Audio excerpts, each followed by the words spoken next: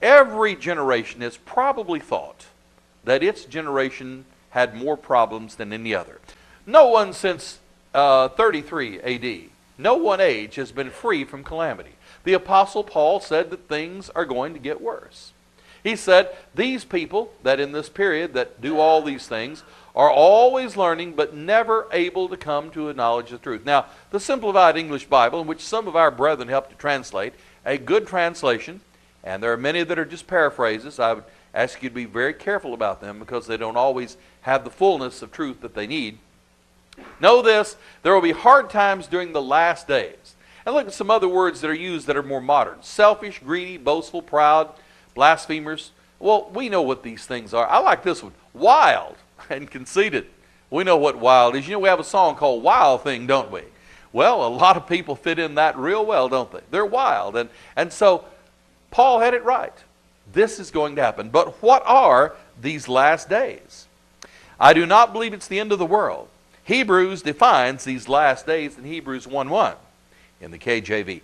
God, who at sundry times and in divers manners spake in times past, hath in these last days, the age in which the Hebrew writer is living, spoken to us by his Son. He defines the last days as the days of the Son, that is, of Jesus Christ. How long has those days lasted? Well, for 2,000 years. You are in the last days right now. There's not going to be another age of Bible history. We had the patriarchal age. We had the Mosaic age. Now you are living in the Christian age. The Christian era has lasted from 33 AD to the end of time, whenever that will be. And by the way, we do not know the end of time. There are so many on TV and radio who misapply prophecies already fulfilled in pulpits across our land and on TV.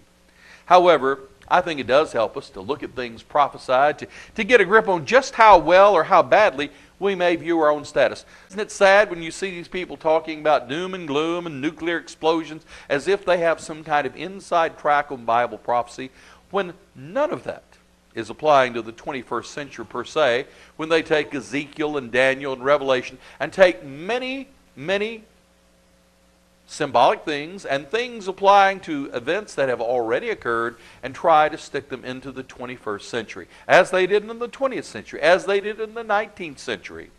However, it was bad, and so from learning about their bad times that they had in the first century and thereon and ongoing, then maybe we can draw some strength. When steadfast Christians face calamity, you may realize that maybe it's not as bad as you think, and maybe you can endure, and maybe you can be tough-minded. Just how bad was it? You know, a lot of people today are worried about their stock market and, you know, what's happened to their portfolio and where are the stocks going down. But, you know, had you gone back 2,000 years, you'd have been worried about a different kind of stocks, wouldn't you? This kind of stocks right here, where you were put in physical prison and your hands and arms and head were tied down and you're wondering, are they going to kill me? Are they going to tear me apart? Are they going to let wild beasts eat me alive? And, you know, brethren, that did happen. They weren't so much worried about their stock portfolio, as the stocks in which they were tied in. The first major indication was when Jesus told his own disciples that they must suffer many things. Not only they, but many of the disciples right after them. We know the history, don't we? Jesus said in John 15:20, if they have persecuted me, they will also persecute you. And brethren, that is part of the Christian life. Christians will never, ever be the most popular group of people on the face of the earth. It's not going to happen. Shortly after the church began, a major persecution came on the church. You remember in Acts chapter 12, after Acts 8, where they were scattered, it says, now about that time, Herod the king stretched forth his hand to vex certain of the church. In Acts 12, we have the case of the beheading of James, the brother of John. And we know that a great dearth occurred upon the church, and many other churches throughout the Mediterranean world gave money to help so that they could aid their brothers and sisters in Israel or in Judah. Some were stoned to death, like Stephen. Some beheaded. Some were cast in prison and left to languish for long periods of time. But God was still there. God didn't abandon them, and no matter how bad it got, God was there taking care of them. Jesus said, lo, I am with you always, even to the end of the age. Now, from that time onward, through the time of Nero and beyond, Christians in the Empire of Rome suffered greatly.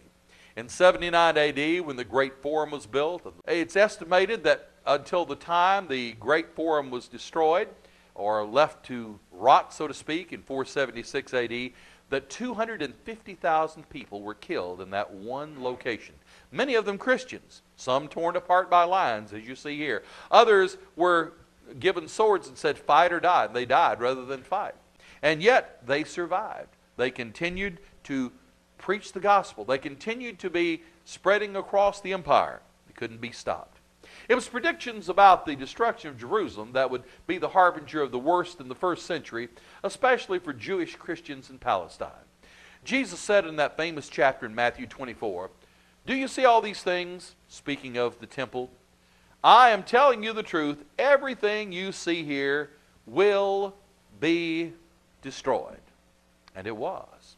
In 70 AD, the Romans began to destroy, under the General Titus, began to destroy the temple. And there in that August of 70 AD, and continuing up through the final remnants that gave up on the top of Masada in 73 AD, the Jewish nation was virtually plundered and destroyed, scattered throughout the world. For 200 years, Jews were not allowed back in Jerusalem per se to practice Judaism as they knew it. So these things happened. The nation was virtually destroyed just because Jesus had predicted it and because it was God's will for many that had rejected Jesus. Now, there are some major elements about that prophecy in chapter 24. He said, nation will fight or rise against nation. One country fight another. He said there will not be enough food to eat.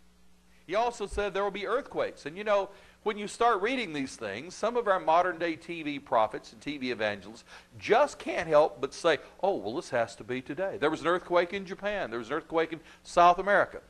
There are similarities, but they're not the same thing. Don't confuse history with prophecy. Don't confuse modern events with things that have already occurred, for many of the same conditions then have occurred today, but not the same prophecy. It also said, you'll be handed over for torturing, and that certainly happened. All people will hate you because of my name. You know, a lot of people hate us today as Christians because we wear the name Christian. There are many in our nation today that would like to take Christianity out of every public vestige of life and make it something other than a Christian heritage. Many false prophets will appear and fool many. Oh, sounds like today. Well, yes. But you know, in every age these things have taken place. But Jesus was specifically talking about the destruction of Jerusalem. He said sin would cause the love of many to grow cold. And the good news is, though, despite all of this, the good news would be preached throughout the world in verse 14. You know, it took that for the gospel to spread, didn't it? You see, out of every bad thing comes something good. The destruction of Jerusalem at least resulted in the spread of the gospel throughout the rest of the pagan world. So out of something bad came something good. Now there were some other events that happened that were predicted. For example, there was the mentioning of the coming of a son of perdition. He was a lawless man, the son of perdition, or destruction. He'd be revealed against the people, everything the people worship and think is divine, lift himself above all things, sit in God's temple sanctuary, claim he's God. You know, there were people in the first century that did that. And there are people that claim to have some kind of divine insight into the gods and God's will. They used ventriloquism and trickery, and there were priests of mystery religions that influenced people. Those things could have applied to something in the first or second century. Not necessarily to today. In every age there will be deceivers. Paul was warning them, he says, but don't worry. These things will have to come first. Some of you think the end of the time is coming. No, these things will have to come first. But my brethren, things have taken place for 2,000 years, and the world is still here.